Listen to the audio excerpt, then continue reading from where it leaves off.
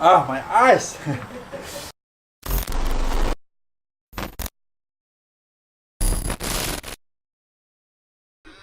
Malik, watch baby boss, yeah. Today tak keluar ke mana, just duduk rumah. Maybe kejap lagi baru keluar bawa budak-budak. Jaros request nak aku masak, so sekarang aku masak ayam tomato dengan nasi basmati.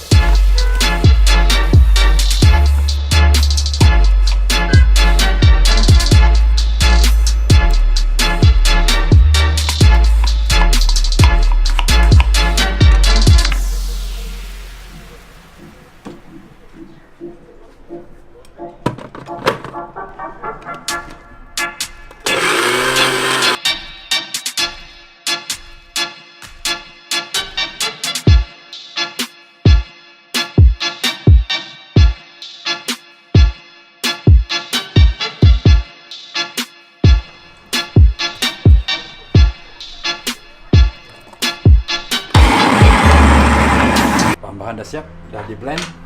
So sekarang time to masak.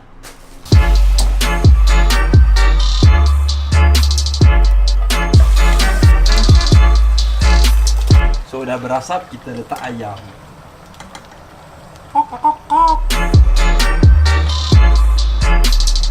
Ah, my eyes. Because this one so a lot onion. So when you cook, bau bawang tu naik sampai ke mata-mata. This is the simple one. Simple recipe. Fast and delicious. Ah, panas.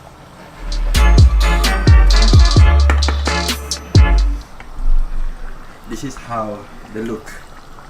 Beautiful, right? So now kita kasih ayam tu rest. Good night chicken.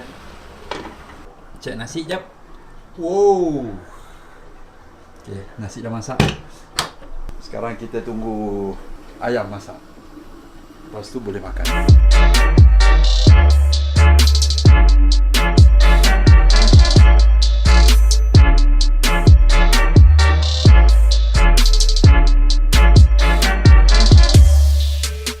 Chicken, are you okay? Oh, okay. Chicken ready to eat. Ayam dah siap.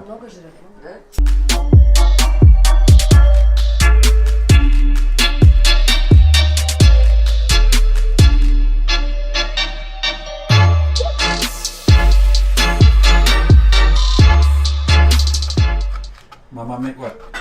Salad. Salad. Tu dia tomato.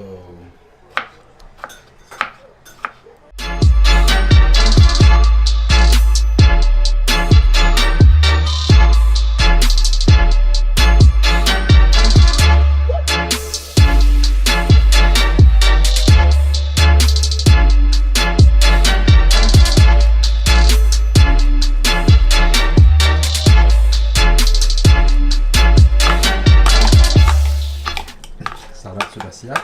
Чарус, пожалуйста. Time to eat.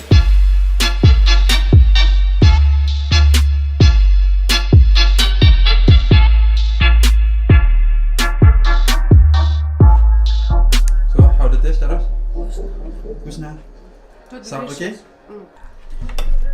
Okay, that's all the video for today. Time to eat. And see you tomorrow, Monday. Hi, Malik, are you okay? Stand up. Come on, boy. Hi, makan. Samir, jom makan.